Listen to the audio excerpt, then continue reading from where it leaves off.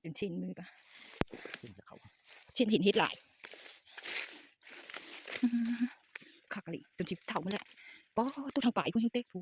ดอกนี่น้อยอยู่ก็มีวันนี้ เบิดแล้ววันนี้ปัน มืดแล้วมืดแล้วอันนี้ มันเดือดมาแล้ว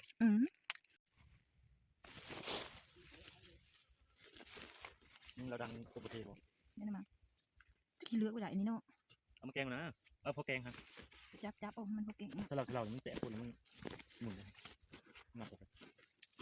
เขาผือว่าดึงเอาน้อง ตึ้งไม่ดีตึ้งก็แก่แล้ว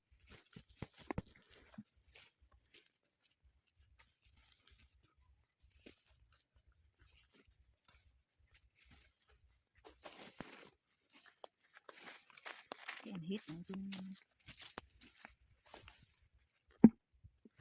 เดี๋ยวนี้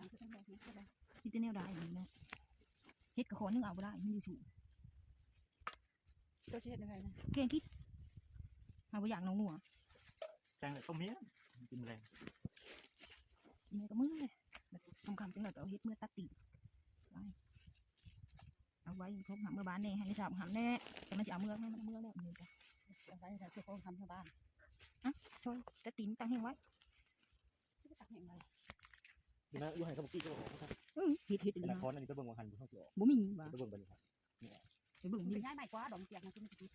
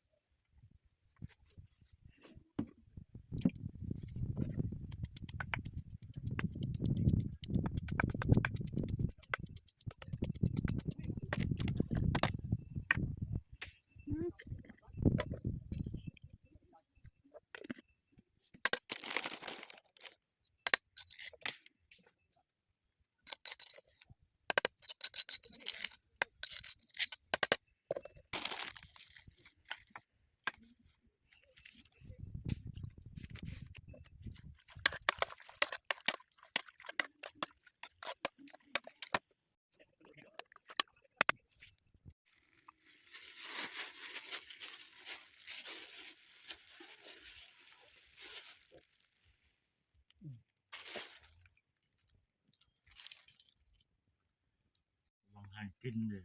ก็หันจะกินได้อยู่